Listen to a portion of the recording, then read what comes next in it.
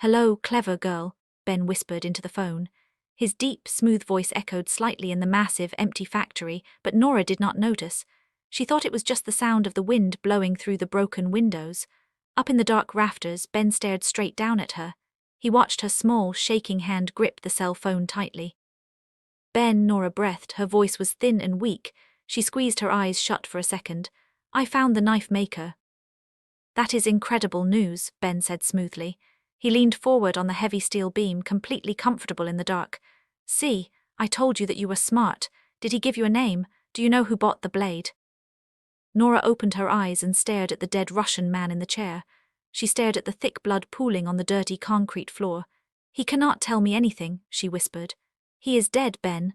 The killer got here first. He knew we were coming, and he left a bloody fingernail right on the guy's head. He left it for me. Are you safe? Ben asked quickly. He let a perfect amount of fake panic bleed into his voice. Is the killer still inside the building, Nora? You need to leave right now. Nora looked around the dark, freezing room. She pointed her heavy gun into the shadows. She had no idea that the monster she was hunting was resting 50 feet right above her head. I do not know. I cannot see anything. It is too dark. But my partner is sick on the floor. I have to get him out. Get out of the building, Nora, Ben ordered softly. Go stand under the streetlights where it is safe. I am coming to get you. Nora wanted to tell him no. She wanted to tell him she was a tough FBI agent and she did not need a rich civilian coming to save her. But her chest was tight with real terror. She was looking at the work of a complete psychopath. Okay, please hurry. Hey besties, let's stop the story right here for a quick moment. If you are loving the intense, twisted game Ben is playing with Nora, please hit that like button on this video. It really helps the algorithm push more gritty, dark romance stories to your feed. I have a few questions I want to ask you, and I would love to read your answers in the comments. First, do you think Nora should start keeping Ben a complete secret from her FBI team, or is she going to slip up and tell them about her rich new friend? Second, what do you predict Ben is going to do once he gets Nora alone tonight after such a bloody, scary day? And lastly, have you ever been so completely terrified in a situation that you called someone just to hear their voice and feel safe? Let me know your thoughts down below. And if you are ready to see how dark this romance can get, make sure to subscribe to the channel right now. Let's get back to the cold Brooklyn night. Nora hung up the phone and shoved it into her coat pocket. She grabbed Agent Harrison by the back of his jacket and pulled him hard. He was still spitting on the floor, his face pale and green. Get up, Nora yelled at him. We are leaving now. Harrison did not argue. He stumbled out of the bloody office and ran for the heavy metal side door. Nora backed out slowly, keeping her gun raised, her eyes scanning the dark corners of the massive meat factory. When she finally stepped out into the freezing winter air, she let out a massive, shaky breath. She pulled her radio from her belt and called for local police backup, telling them she had a dead body. 10 minutes later, the dirty Brooklyn street was filled with flashing red and blue lights. Police cars blocked the road. Uniformed cops were putting up yellow crime scene tape. Nora stood by her own car, her arms wrapped tightly around herself. She was freezing. A sleek, massive black car pulled up to the police line. The back door opened before the car even stopped moving completely. Ben stepped out. He wore a long black coat and looked absolutely beautiful under the harsh streetlights. He did not look at the cops. He walked straight toward Nora. Ben, Nora said softly, her shoulders dropping in relief. He walked right up to her and wrapped his arms tightly around her. Nora completely froze for a second. His chest was hard and warm. He smelled perfectly like rich cedar and clean soap. The smell of the dead, bloody Russian man completely vanished from her nose. She slowly relaxed and let her head rest against his shoulder. I have you, Ben whispered into her dark hair. You are safe now. He lied with such perfect, beautiful ease. He was the most dangerous thing in the entire city, and he was holding her like a precious piece of glass. I need to leave, Nora said, her voice muffled against his coat. I told the local cops everything they need to know. The FBI crime scene team is on the way. I cannot stay here and look at that building anymore. My car is right here, Ben said. He pulled back slightly, keeping his large hands on her shoulders. He looked down into her tired eyes. Come with me. Nora nodded. She walked over to Agent Harrison, who was sitting on the bumper of their car drinking a bottle of water. She told him she was taking a taxi home and that she would see him in the morning. Harrison was too sick to care. Nora walked back to Ben, and they got into the warm, quiet back seat of his town car. "Take us home, Cho," Ben said to the driver. The car pulled away smoothly, leaving the flashing police lights behind in the dark. Nora sank into the heated leather seat. She closed her eyes. Her brain was spinning out of control. "He knew we were coming," Nora said suddenly. She opened her eyes and looked at Ben. "The killer, he had to know. We got the tip about the knife maker just 2 hours ago. We did not tell anyone, we drove straight there. And the killer still beat us to the factory. He killed the only witness and left that stupid fingernail just to laugh in my face." Ben poured a glass of cold water from a small fridge hidden in the seat console. He handed it to her. "Drink this, you are pale." Nora took the glass, her fingers brushed his. "I am telling you, Ben, he is inside the system. He has to be hacking into our computers or listening to our phones. There is absolutely no other way he could move that fast." Ben smiled softly. He loved how brilliant she was. She was putting the pieces together perfectly.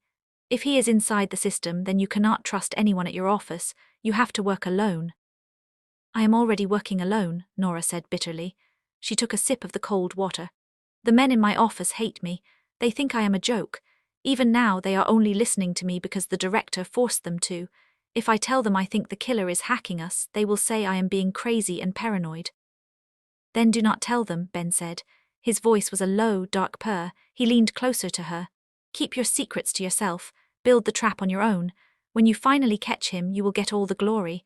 Nobody will ever be able to call you a joke again." Nora stared at him. He made it sound so easy. He made her feel powerful, even when she was covered in the dirty feeling of a fresh crime scene. "You really believe I can catch him?" "I know you can," Ben promised softly. The car ride was long, but Nora did not mind. She felt safe hidden in the dark with him. Eventually, the car pulled up to a massive, incredibly tall glass building in the middle of Manhattan. It was not Nora's cheap apartment in Brooklyn. "Where are we?" Nora asked, looking out the window at the spotless, bright lobby. "This is my building," Ben said simply. He opened his door and stepped out. "You are not going back to your empty apartment tonight. You are exhausted, you are freezing, you need a hot shower and a real drink. I have both." Nora knew she should say no.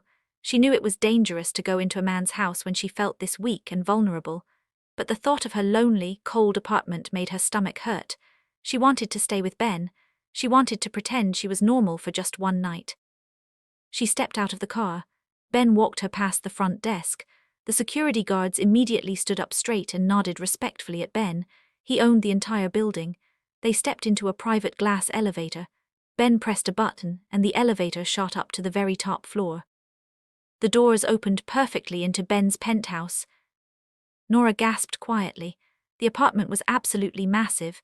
It was easily 10 times bigger than her entire apartment building.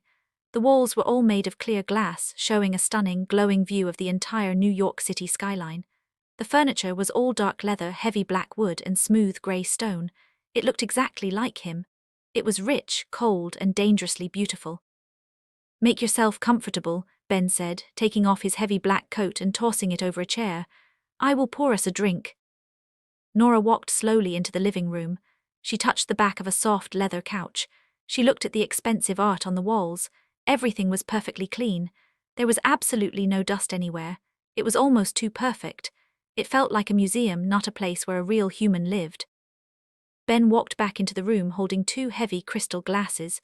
The dark brown whiskey inside sloshed gently over a single large block of clear ice. He handed one glass to Nora. "Thank you," she said, taking a sip. The whiskey burned her throat in the best possible way. It sent a sudden rush of heat straight to her stomach. Ben stood very close to her. He took a slow drink from his own glass, keeping his dark eyes totally locked on hers. "You are safe here, Nora. Nobody can hurt you inside these walls." Nora looked up at him. The tension between them was suddenly extremely heavy. The air in the room felt thick and hot. She was standing in the middle of a billionaire's penthouse, drinking expensive whiskey, while a serial killer ran loose in the city. It was crazy. "Why are you being so nice to me?" Nora whispered. She looked at his sharp jaw, his perfect lips. "You do not know me, Ben. I am just a messy FBI agent who drops her papers in the rain. Why do you care?" Ben reached out slowly. He did not ask for permission. He gently brushed his knuckles down the side of her dark cheek. His skin was warm. The touch made a sudden, sharp thrill shoot straight down Nora's spine. She let out a quiet breath and leaned her face slightly into his hand. "Because you are fascinating," Ben said. His voice dropped to a rough, heavy whisper. "You are the smartest person I have ever met. You see things that nobody else sees. I like looking at you, Nora." Nora felt her heart hammering wildly against her ribs. She was totally captivated by him. She wanted him to kiss her. She wanted him to pull her against his chest and make her forget about the blood and the dead bodies. Ben stepped even closer. His chest brushed lightly against hers. He lowered his head, his lips hovering just an inch above hers. Nora closed her eyes, waiting for the feeling of his mouth. "Mr. Kang," a voice called out sharply from the hallway. Nora jumped back, spilling a few drops of her whiskey onto the clean floor. She spun around, her hand automatically dropping toward her gun belt, even though she was in a safe penthouse. A tall man in a sharp black suit stood in the hallway. It was Cho, the driver. He looked completely calm. "I am so sorry to interrupt," Cho said smoothly, bowing his head slightly. "But you have a highly urgent phone call from the Tokyo office. They say it cannot wait until morning." Ben's face went totally blank for a second. His jaw ticked hard. He was furious that he had been interrupted, but he covered it up perfectly before Nora could notice. He gave her an easy, apologetic smile. "I am sorry," Ben said softly. "I have to take this, work never stops. The guest bathroom is down that hall to the right. There are clean towels, take a hot shower, I will be right back." Nora nodded quickly, feeling completely embarrassed. "Okay, yes, thank you." Ben walked away, following Cho down the long hallway and disappearing behind a heavy wooden door. Nora let out a long, shaky breath. She set her empty whiskey glass down on a glass table. She needed to cool off. She needed to get her head straight. She was falling for a man she barely knew. She walked down the hallway Ben had pointed out.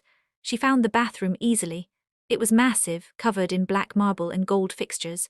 She turned on the hot water in the huge glass shower and began to undress. She pulled off her dark blue suit jacket. She unbuttoned her white shirt and let it drop to the floor. As she kicked off her boots, she noticed a small, dark wooden door slightly open at the very end of the bathroom. It looked like a small supply closet. Nora was a federal investigator. It was fully in her nature to look at everything. She walked slowly over to the small door and pushed it open wider. It was not a closet. It was a tiny, soundproof room. Nora frowned. The room was completely empty except for a heavy metal table in the center. She stepped inside. The air in the room smelled very different from the rest of the clean penthouse. It smelled incredibly sharp. It smelled like heavy bleach, strong metal, and something sweet and awful that made the hairs on the back of Nora's neck stand straight up. It smelled exactly like the bloody office in the meat factory. Nora froze completely. Her heart started to beat so fast it hurt her chest. She looked down at the metal table. There were deep, fresh scratches cut directly into the heavy steel, scratches made by a very sharp, very powerful blade. Nora took a slow, terrified step backward. A freezing cold wave of dread crashed over her body. Surgical precision, a custom weapon, he is inside the system. Her own words echoed loudly in her mind. She looked at the scratches on the table. She thought about how fast Ben had cut that apple in the park. She thought about how he randomly knew exactly where she worked. She thought about how he had suddenly appeared at the police line in Brooklyn tonight, just minutes after she called him. No, it was impossible. He was a billionaire, he was kind. He held her when she was scared. Nora backed out of the small room and shut the wooden door tightly. She was being stupid. She was paranoid. Her brain was just tired from looking at dead bodies all day. She forced herself to walk back to the running shower. She needed to wash the dirt off. She needed to stop being crazy. But as she stepped into the hot water, her hands began to shake violently. The tiny, quiet alarm bell in the back of her mind was ringing very loudly now, and she could not turn it off. The boiling hot water beat down on Nora's back, but she could not stop shivering. The massive glass shower quickly filled with thick white steam. She stood perfectly still under the heavy spray, staring blindly at the dark marble wall. Her brain was screaming loudly inside her skull. He is the killer, Ben is the killer. She looked down at her hands. They were shaking so violently she could barely hold the bar of expensive soap. She had to think fast. She was locked inside a glass box in the sky with a monster. If she ran out the front door screaming, he would catch her before she even reached the elevator. He was incredibly fast. She had seen the thick, broken bone of Agent Davis's wrist in the crime scene photos. Ben could snap her neck in 1 second. Nora quickly turned the silver handle, shutting off the water. The sudden, heavy silence in the bathroom was terrifying. She wrapped a thick white towel around her wet body and stepped out of the shower. She forced her eyes to look away from the dark wooden door at the end of the room. She dried off as fast as she could and pulled her dirty, wrinkled clothes back on. Her white button-down shirt felt cold against her damp skin. She reached down and picked up her heavy black leather gun belt from the floor. The cold metal of her weapon made her feel a tiny bit braver. She strapped it tightly around her waist. She looked at herself in the large, fogged-up mirror. She wiped the steam away with her hand. Her dark eyes were wide and filled with pure, raw panic. "Stop it," Nora whispered softly to her reflection. "You are a federal agent, act like it. Do not let him see you sweat. Just smile and get out of here." She took a deep, shaky breath, pushed a tired smile onto her face and pulled the bathroom door open. Ben was standing right outside in the dark hallway. Nora gasped loudly and jumped backward, her hand flying up to cover her racing heart. "Fuck," she breathed out. "You scared me." Ben did not move an inch. He was leaning casually against the expensive wallpaper, holding a fresh glass of ice water.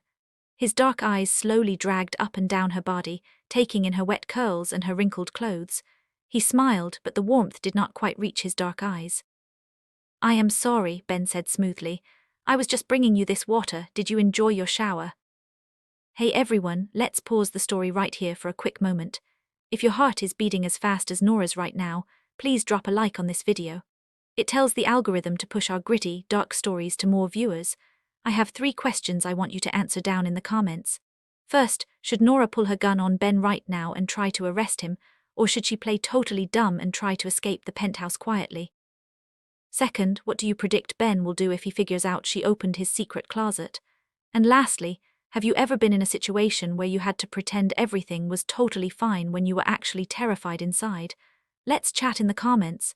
And if you want to see if Nora makes it out of this building alive, make sure to hit that subscribe button. Now, let's get back into the tense hallway. Nora reached out with a slightly shaking hand and took the glass of water.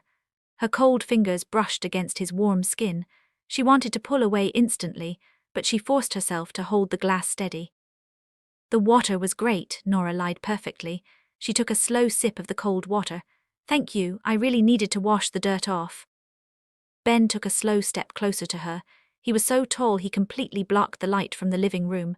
"You are still shaking, Nora. Your hands are like ice again." He smelled her fear. He could feel that something had shifted in the air between them. The easy, comfortable energy from earlier was completely gone. The air in the narrow hallway felt thick and heavy. Nora forced a short, tired laugh. "I am just exhausted, Ben.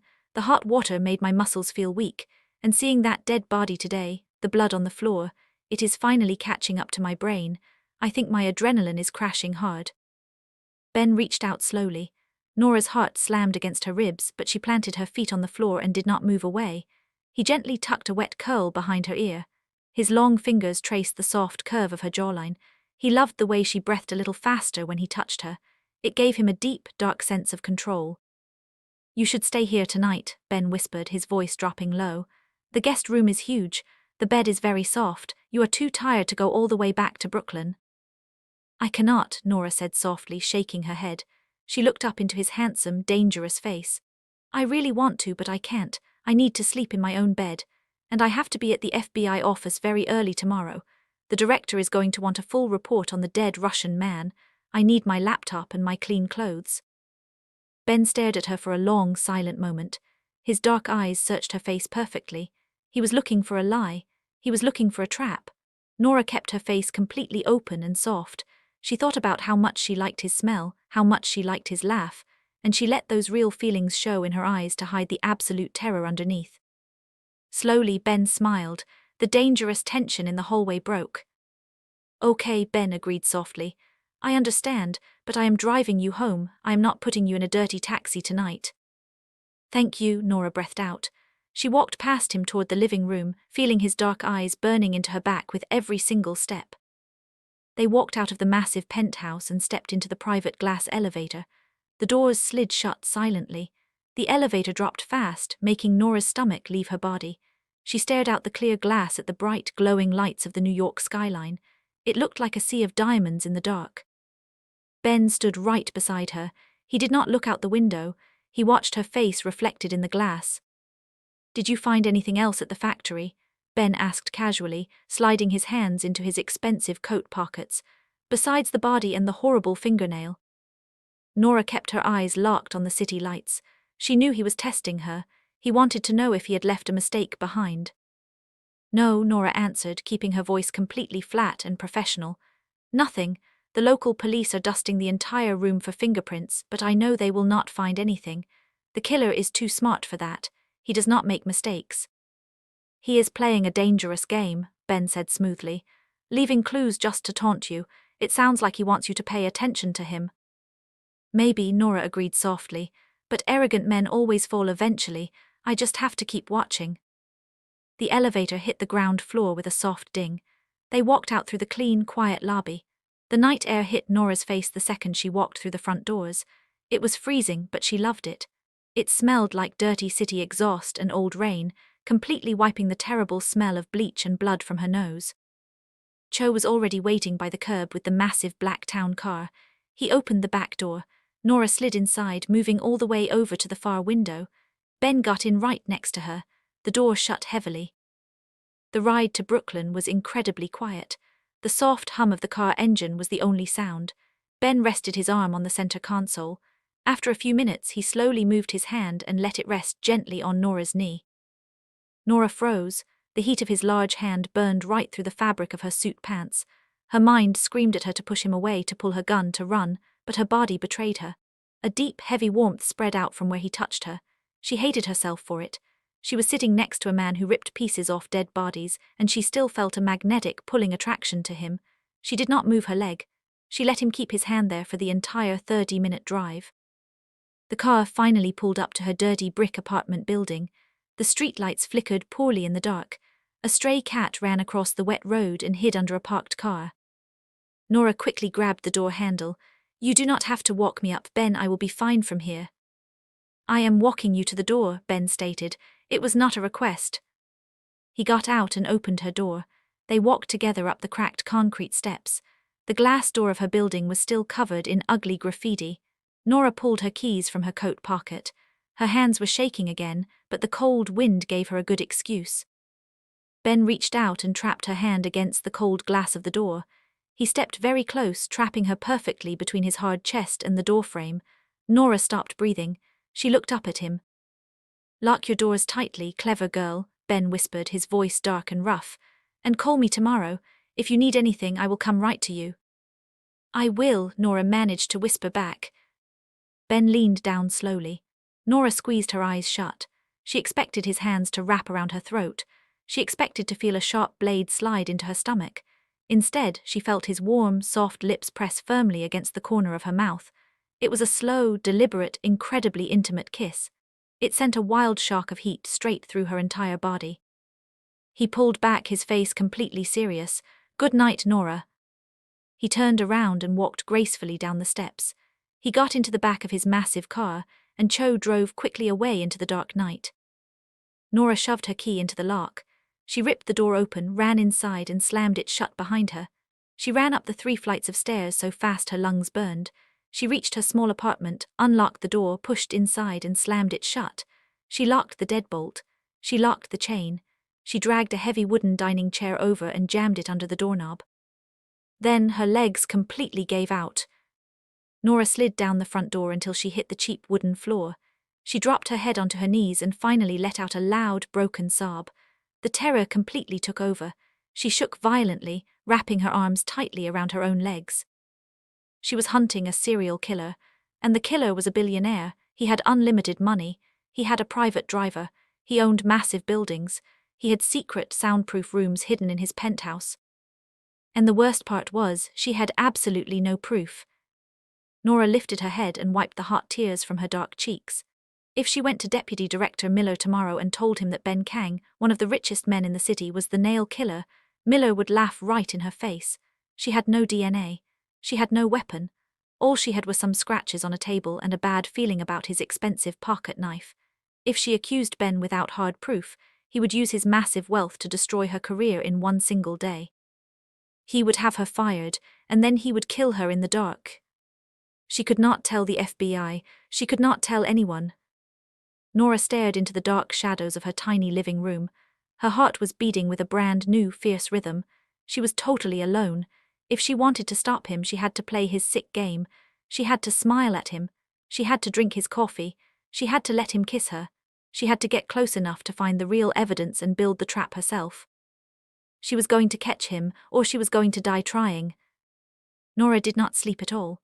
She sat on the cold, hard wooden floor of her tiny living room until the sun came up. The pale, grey light of the New York morning slowly crept through her cheap window blinds, shining directly onto her tired face. Her entire body ached from the hard floor and the pure, heavy terror of the night before. She slowly pulled her legs under her and stood up. She walked into the small bathroom and stared at herself in the mirror. The dark circles under her eyes were deep and purple, but her eyes did not look scared anymore. They looked cold. They looked like the eyes of a hunter. She took a fast, cold shower to wake her brain up. She put on a fresh, dark black suit and a crisp white shirt. She drank a cup of terrible, bitter black coffee. Then she picked up her new, expensive leather portfolio from the kitchen table. The beautiful leather gift from Ben practically burned her hands. It was bought with dirty blood money, but she had to carry it. She had to walk into the office and play her part perfectly. When Nora walked through the heavy glass doors of the FBI field office, the noise hit her like a physical wave. Phones were ringing off the hook. Agents were yelling loudly across the crowded bullpen. The smell of cheap coffee and nervous sweat filled the air. Deputy Director Miller was standing right outside the large glass briefing room. His face was completely red with anger. When he saw Nora walk in, he pointed a thick, angry finger right at her face. "In my office now," Miller barked. Nora did not flinch. She kept her chin up and followed the older man into his large corner office. Miller slammed the heavy wooden door shut behind them, cutting off the loud noise of the room. "A dead Russian weapons maker," Miller said, his voice dropping into a furious, rough whisper. "And you went into that massive, dark building with only one backup agent. Are you out of your damn mind, Nora? You could have been killed." And the killer left his sick calling card right on the guy's forehead. "The press is going to find out about this, and they are going to eat us alive." "We had to move fast, sir," Nora said smoothly. Her voice did not shake at all. She sat down in the leather chair across from his desk, keeping her back perfectly straight. "If we waited for a full SWAT team to gear up, the killer would have finished the job and cleaned the entire crime scene. Because we went in fast, I learned exactly what he did. I know his secret." Miller stopped yelling. He leaned heavily over his desk, his eyes narrowing. "What secret?" "He is inside our system," Nora lied perfectly. She knew exactly who the killer was, but she could not tell Miller the truth. Not yet. She had absolutely no proof. If she accused a powerful billionaire without hard evidence, she would be fired today. "We got the tip about the Russian, and an hour later the man was dead. The killer has access to our computers, sir. He is watching my investigation." "All right, everyone, let's pause the story right here for a quick moment. If you are loving how smart and brave Nora is being right now, please drop a like on this video because it tells the algorithm to push our gritty, dark romance stories to more viewers. I have 3 questions I want you to answer down in the comments. First, do you think Miller is going to believe Nora's lie about the computer hacker, or will he demand she drop the case entirely? Second, what do you predict Ben is going to do when he realizes Nora is not acting as scared as she should be? And lastly, have you ever had to lie directly to your boss's face just to fix a massive problem on your own? Let's chat down in the comments.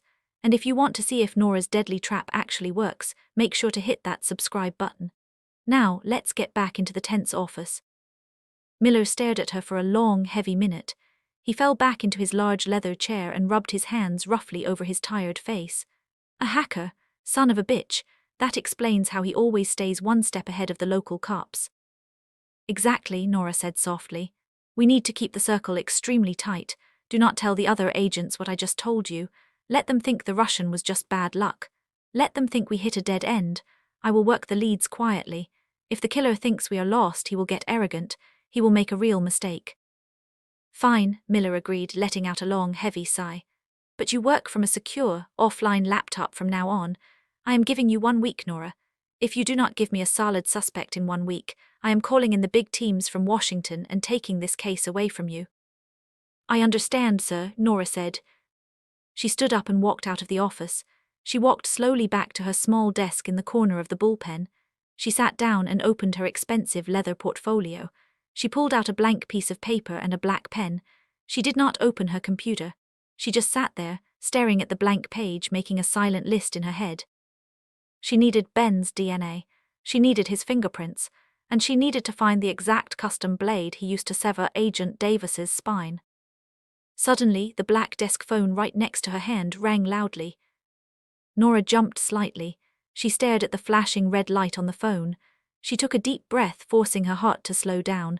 She picked up the receiver and pressed it to her ear.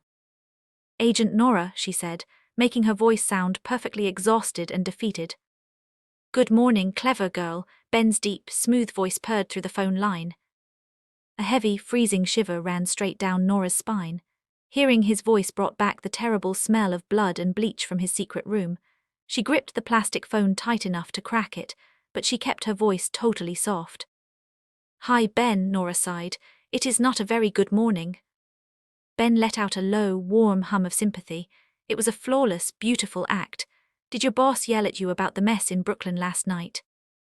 "He screamed at me for 20 minutes, Nora complained, leaning her elbows on her desk.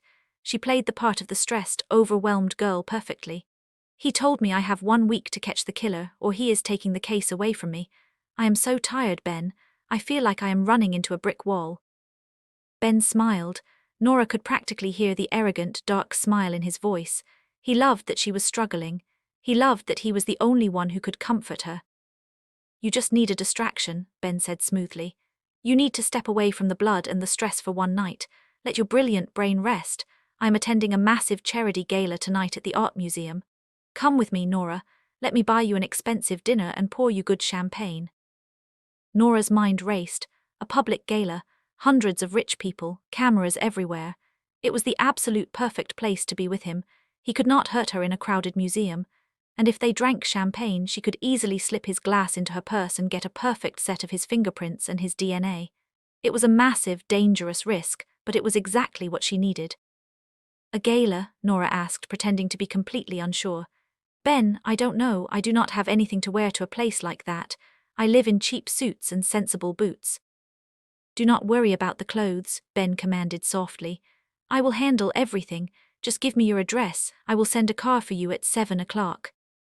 "Okay," Nora whispered, letting a tiny bit of fake excitement slip into her voice. "Okay, Ben, I will go with you."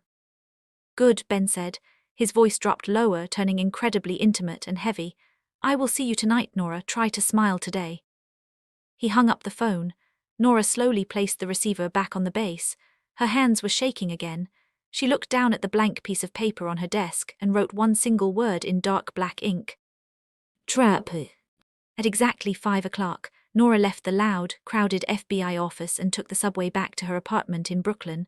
When she walked up the dirty concrete steps to her building, she saw a large, beautiful white box sitting directly in front of her apartment door. It was tied with a thick, dark red silk ribbon. Nora stared at it. She unlocked her door, picked up the heavy box, and carried it inside. She locked the deadbolt quickly. She set the box on her small kitchen table and pulled the red ribbon. Inside the box, wrapped in completely black tissue paper, was the most stunning dress Nora had ever seen. It was a deep, rich emerald green silk. It was cut beautifully, designed to hug every single curve of her body and fall all the way to the floor. Underneath the dress was a pair of sharp, dangerous-looking black high heels and a small, expensive black clutch purse. Sitting right on top of the shoes was a thick cream card. The handwriting was sharp and elegant. "Green will look absolutely perfect on your dark skin. See you at 7, Ben." Nora felt a sudden hot flash of anger mix with the cold fear in her chest. He was controlling every single detail. He picked out her clothes. He picked her shoes. He was dressing her up like a beautiful, stupid doll. She took a quick shower and dried her tight curls, pinning them up elegantly away from her face. She slipped into the green silk dress. The fabric felt like cold water against her skin. It fit her absolutely perfectly. It was terrifying that he knew her exact size just by looking at her. She put on the black heels. She looked in her cheap full-length mirror. She did not look like an exhausted federal agent anymore. She looked like the dangerous, beautiful woman on the arm of a billionaire. She walked into her bedroom and opened her locked safe. She pulled out a tiny, silver recording device no bigger than a coin.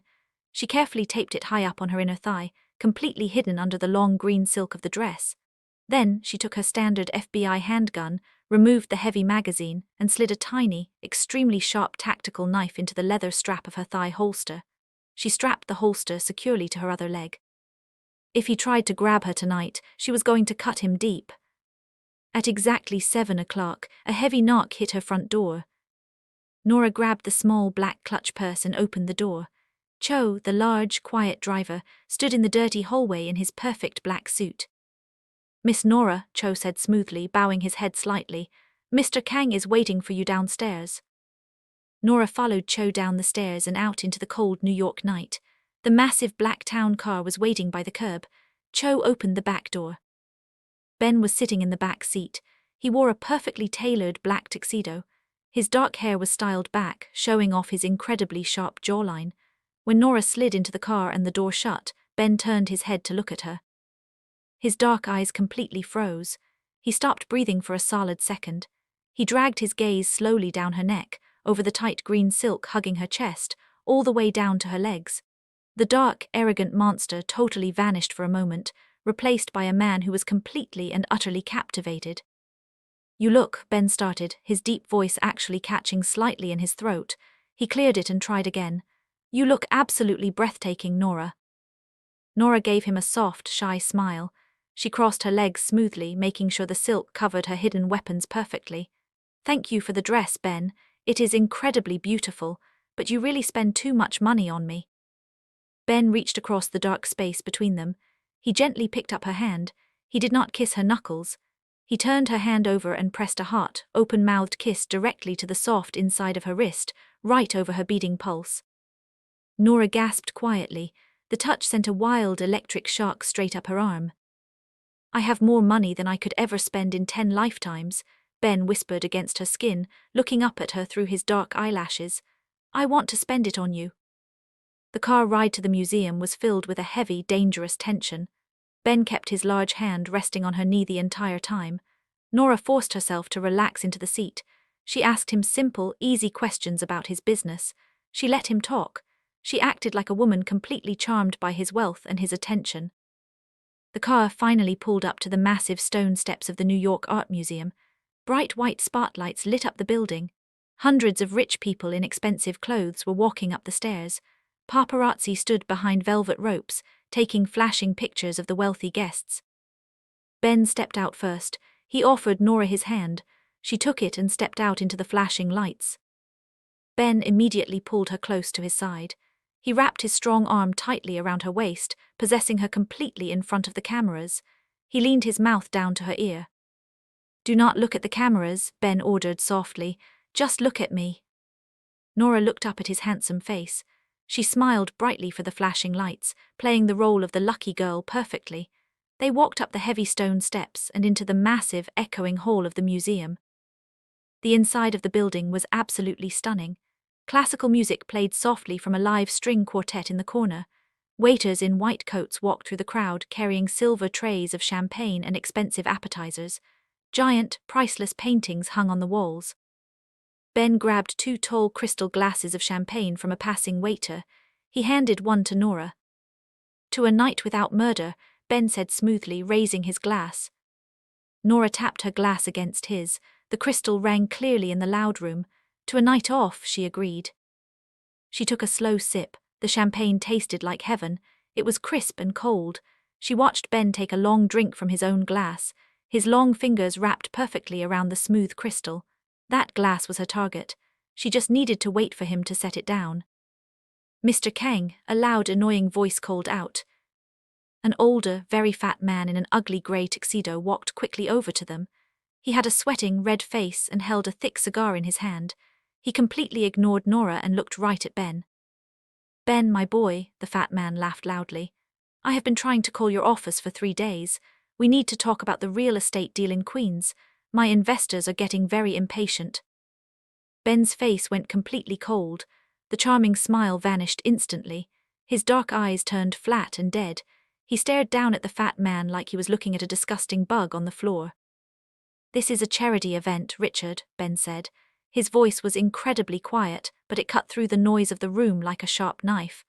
"I do not discuss business when I am drinking, and I definitely do not discuss business when I am with a beautiful woman. You are being completely rude." Richard's fat face turned even redder. He finally looked at Nora, his small eyes dropping to her chest before looking back at Ben. "Right, sorry, I didn't realize you were busy with the help." Nora felt her jaw lock hard. She was used to men treating her like dirt, but the blatant disrespect still burned. Ben did not yell. He did not raise his hands. He simply took one slow step forward, invading the fat man's space completely. "Apologize to her," Ben whispered. The dark, violent threat in his voice was so heavy it made the air around them feel instantly freezing cold. "Right now, or I will buy your entire pathetic company tomorrow morning, fire every single person who works for you, and personally make sure you die completely bankrupt in the street." Richard swallowed hard. He took a fast step backward, looking genuinely terrified. He looked at Nora. "I apologize, miss, truly, I spoke out of turn." The fat man practically ran away, disappearing quickly into the wealthy crowd. Ben let out a slow breath. He turned back to Nora, the cold mask instantly melting away. He gave her a soft, apologetic look. "I am sorry about that. Some men in this city have absolutely no manners." "It is fine, Ben," Nora said quietly. She stared at him. She had just seen the monster slip out for 2 seconds. She had seen the pure, effortless cruelty he was capable of. "You didn't have to threaten to ruin his life." "I protect what is mine," Ben said simply. He took another sip of his champagne. Nora felt her stomach twist into a tight knot. What is mine? He thought he owned her. He thought she was just another beautiful object in his massive, dark collection. "I need to use the restroom," Nora lied smoothly. "Can you hold my drink?" "Of course," Ben said. He took her half-empty glass, holding both crystal stems in his left hand. Nora smiled at him and walked away, heading toward the long hallway that led to the bathrooms. She did not actually go to the restroom. She stopped behind a large marble pillar and carefully peeked back out into the massive room. She watched Ben. He stood alone in the crowd, looking bored and incredibly dangerous. A waiter walked past him with an empty silver tray. Ben quickly set both empty crystal glasses perfectly onto the tray. Nora's heart hammered against her ribs. She watched the waiter walk away from Ben, heading toward the large, swinging wooden doors that led to the private catering kitchen in the back of the museum. She had to move fast. Nora turned and walked quickly down the side hallway, avoiding the rich guests. She pushed through a side door and stepped into a dark, quiet corridor meant only for the staff. She followed the loud sound of clinking plates until she found the back entrance to the massive kitchen. She slipped inside quietly. The kitchen was absolute chaos. Chefs were yelling. Waiters were rushing back and forth. Nobody noticed the woman in the green silk dress standing in the shadows near the dirty dish station. Nora saw the waiter walk up to the large metal sink. He set his silver tray down. Ben's empty crystal glass was sitting right on the edge, shining under the harsh kitchen lights. Nora reached into her small black clutch and pulled out a tiny, clear plastic evidence bag. She took a deep breath, stepped out of the shadows, and walked smoothly up to the metal counter. Before the dishwasher could grab the glass, Nora quickly picked it up by the very bottom edge. She dropped it perfectly into the plastic bag and shoved it deep into her purse. "Hey, lady," a loud chef yelled from across the room. "You can't be in here, this is a restricted area." "So sorry," Nora called out smoothly, flashing a brilliant fake smile. "Just looking for the bathroom, I took a wrong turn." She turned around and walked casually out of the kitchen doors, her heart beating a wild, victorious rhythm in her chest. She had it. She had his DNA. She had his fingerprints. She walked back out into the main hall of the museum, feeling powerful and completely awake. She scanned the crowd, looking for Ben's dark suit.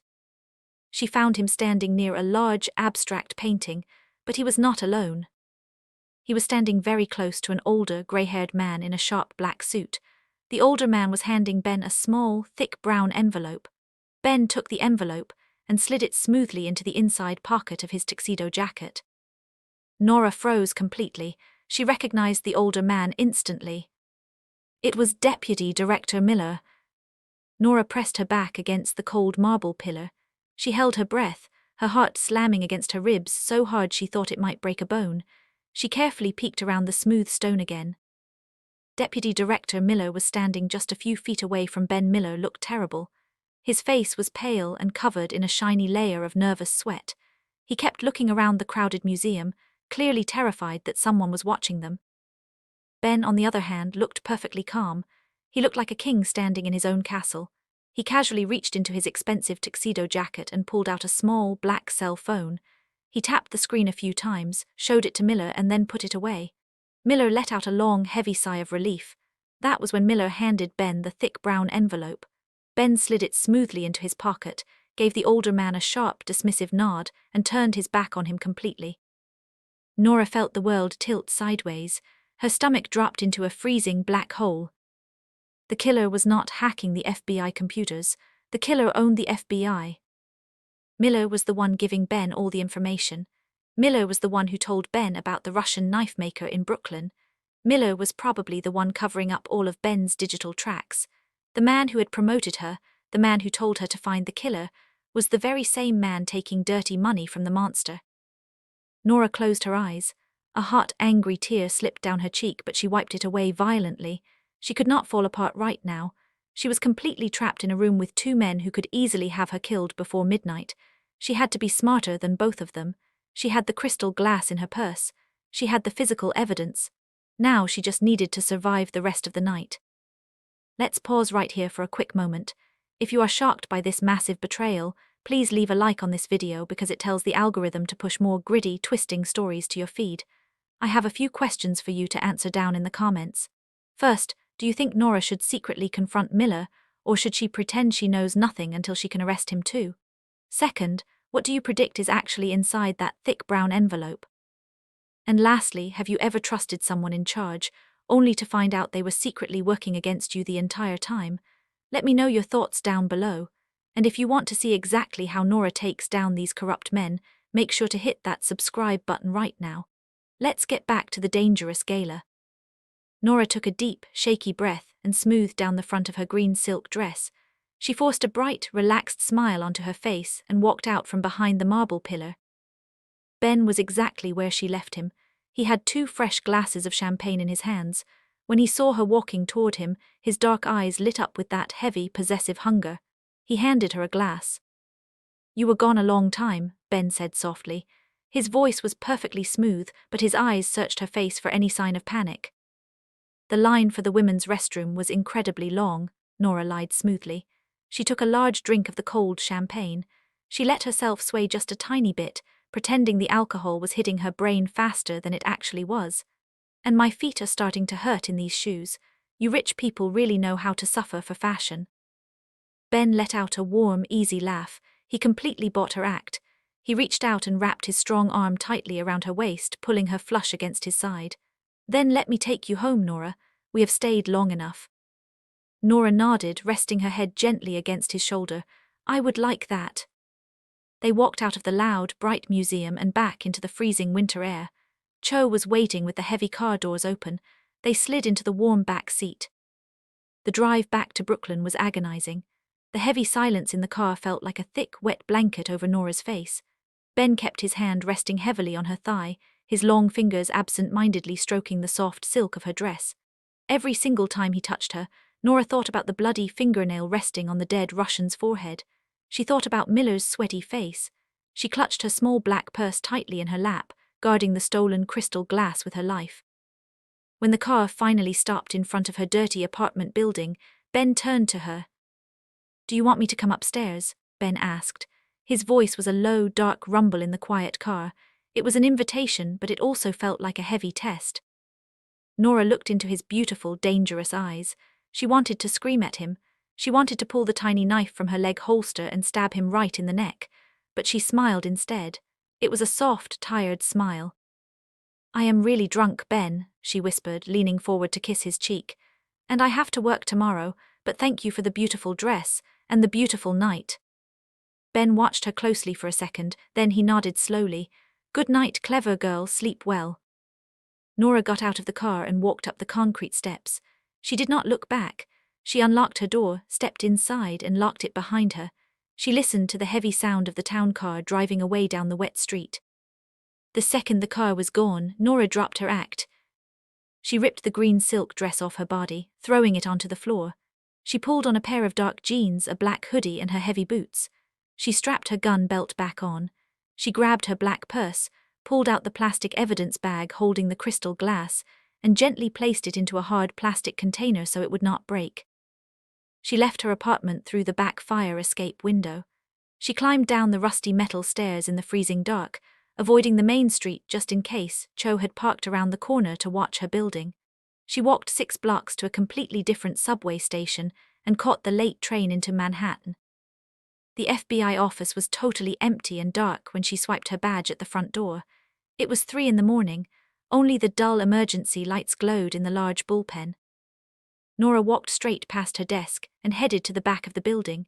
She used her new access card to unlock the door to the forensics lab. The room smelled heavily of strong chemicals and sterile alcohol. She turned on a single small desk lamp in the corner. She sat down at the main computer and logged in using an old, dead agent's password she had memorized months ago. If Miller was watching the system, he would not see Nora's name pop up. She put on a pair of tight blue latex gloves. She carefully pulled the crystal champagne glass out of the container. She used a fine black powder and a soft brush to dust the smooth sides of the glass. Instantly, 4 perfect, clear fingerprints appeared on the crystal. Ben's prints. Nora used clear tape to lift the best print from the glass. She scanned it directly into the computer. "Come on," Nora whispered to herself in the dark, empty lab. "Show me the monster." She opened the file for the very first victim, the rich banker who had been killed near the docks. The local police had found a tiny, partial fingerprint on the dead man's expensive leather wallet. They could not find a match in the system because Ben had never been arrested. Nora pulled up the partial print from the crime scene. She put it right next to Ben's perfect print from the champagne glass. She hit the button to run a direct comparison. The machine hummed quietly. The 2 black and white images on the screen spun around, lining up the small ridges and loops of the skin. A bright green box flashed onto the screen. "Match confirmed." Nora stopped breathing. She stared at the green box. It was the absolute, undeniable truth. Ben Kang, the billionaire, the man who had bought her coffee, the man who had kissed her just 3 hours ago, was the cold-blooded killer. And now she had the hard proof to lock him in a cage for the rest of his life. She quickly printed the report. The printer made a loud, terrifying noise in the quiet room. She grabbed the warm paper, shoved it into her jacket, and deleted the search history from the computer. She wiped down the keyboard with a chemical cloth. She packed the glass back into her bag and walked fast out of the lab. She took the subway back to Brooklyn as the sun started to rise over the city. The sky turned a dirty, pale orange. The train was filled with tired people going to early shift work. Nora sat in the corner, holding her bag tightly to her chest. Her mind was a war zone. She had the evidence. She could take the paper, get on a train to Washington, D.C., and walk right into the FBI headquarters. She could show them the proof. They would arrest Ben. They would arrest Miller for corruption. She would be a hero. She would be the most famous agent in the country. But as she walked up the dark stairs to her apartment, a quiet, dark voice whispered in the back of her brain. "If you arrest him, you go back to being nothing. You go back to a system that hates you." Ben was a monster, yes, but he had killed Agent Davis, the man who made her life a living hell. Ben had given her the power to lead the investigation. Ben respected her brain. Ben treated her like an equal. If she destroyed him, she would destroy the only person in the entire world who actually saw how brilliant she was. Nora unlocked her front door. The apartment was still dark, the blinds pulled tightly shut against the morning sun. She pushed the door open and stepped inside. "You did not sleep." Nora froze. She dropped her keys. They hit the wooden floor with a loud crash. Ben was sitting on her cheap, worn-out couch in the dark living room. He was not wearing his tuxedo anymore. He wore a simple, dark black sweater and black jeans. He looked totally relaxed, like he belonged there. Sitting on the small coffee table right in front of him was the thick brown envelope from Miller. Nora slowly moved her hand down to her heavy gun belt. She unbuttoned the leather strap holding her weapon. "How did you get in here, Ben?" "I own the building, Nora," Ben said softly. His voice was smooth, calm, and completely terrifying. "I bought it yesterday morning. I own the keys to every single door." Nora felt a cold sweat break out on the back of her neck. He had completely trapped her. He was wrapping his massive, powerful web around her entire life. "Why are you here?" she asked, her voice shaking slightly despite her best efforts to sound tough. Ben leaned forward, resting his elbows on his knees. He looked at her heavy black boots, her dark hoodie, and her tense fighting stance. He smiled that slow, dark smile. I came to give you a choice, Ben said. He reached out and tapped a long finger against the brown envelope. I know you saw me with your director last night. I saw you hiding behind the pillar. You are a very good, clever girl, but you are not invisible. Nora slowly pulled her gun from her belt. She pointed it directly at the center of his chest. Her hands were completely steady now. The fear was gone, replaced by a pure, freezing survival instinct. Put your hands on your head, Ben. You are under arrest. Ben did not put his hands on his head. He didn't even flinch at the sight of the gun. He just looked at the heavy weapon and laughed softly. You went to the lab, Ben stated. It was not a question. You took my glass from the kitchen. I watched you do it. You ran my prints. You know exactly who I am. I know you are a sick, twisted psychopath, Nora said, her voice hard and sharp. I know you cut the nails off dead men. I know you snapped Davis's neck. And I know you are paying Miller to cover it up. Miller is a greedy pig, Ben said, his face turning cold and disgusted. He charges me $50,000 a week to erase my name from your databases, but he is useful. He gave you the promotion, didn't he? You did not do this for me, Nora yelled, the anger finally boiling over. You killed those people because you like it. You are just a murderer trying to play God. I am playing God because nobody else will, Ben shot back, his voice rising, filling the small room with a heavy, dark power. He stood up slowly. Look at this city, Nora. It is full of trash. Men who beat women, men who steal, men who look at you and call you a stupid little girl just because of the color of your skin. I am cleaning the streets. I am taking out the garbage. And I am clearing the path for you to be great. He took a slow step toward her. The tip of Nora's gun was aimed right at his heart. Stop moving, Ben, Nora warned, her finger tightening on the trigger. I swear to God I will shoot you right here. Ben stopped. He looked at her fierce, angry eyes.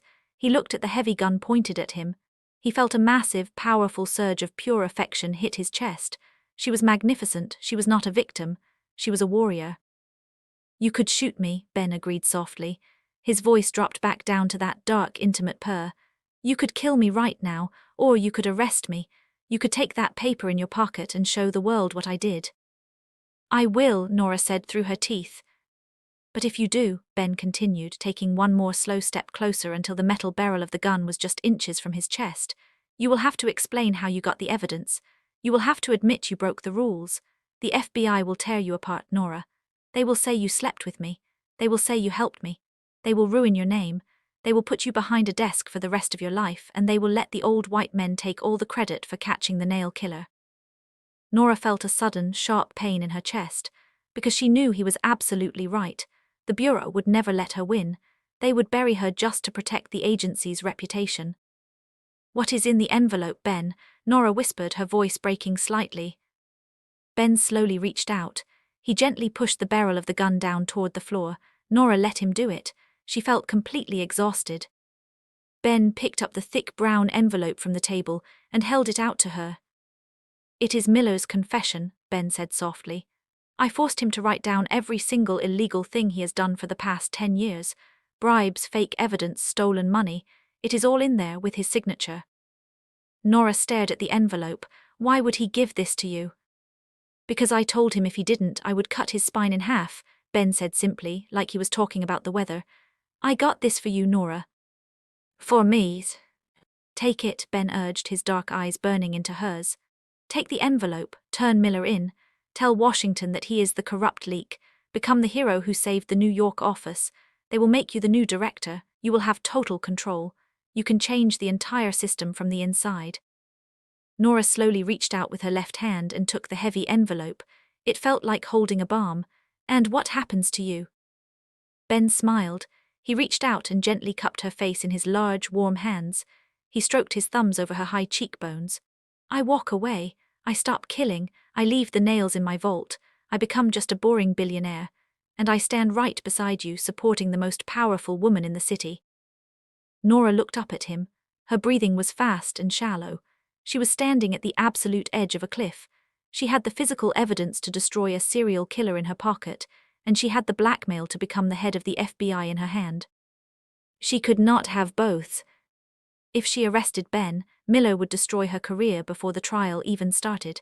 If she turned Miller in, she had to let a brutal murderer walk completely free. She had to become corrupt to survive. "You want me to lie?" Nora whispered, hot tears finally spilling over her dark lashes and falling onto his warm hands. "You want me to become just as dirty as them?" "I want you to be my queen," Ben corrected softly, leaning his forehead against hers. "You cannot build a new castle without getting your hands a little dirty, my clever girl. I killed for you. I gave you the crown. Now you just have to decide if you are brave enough to wear it." Nora closed her eyes. She felt the heavy weight of the gun in her right hand. She felt the thick envelope in her left hand. She thought about the fat, cruel laugh of Agent Davis. She thought about the way the men in the office looked at her with pure disrespect. She opened her eyes and looked directly into the dark, twisted soul of the man holding her. Nora slowly lifted her right hand. She pressed the safety button on her gun, locking the weapon. She shoved it firmly back into her holster. She reached into her dark jacket, pulled out the printed lab report that proved Ben was a killer, and slowly ripped it perfectly in half. Ben let out a rough, shaky breath. A massive, victorious smile broke across his handsome face. He wrapped his arms tightly around her waist, lifting her entirely off the ground, and crushed his mouth against hers in a fierce, violent, desperate kiss. Nora dropped the ripped pieces of paper onto the floor. She wrapped her arms around his neck, kissing the monster back, choosing power, choosing darkness, and finally stepping fully into her brutal new kingdom.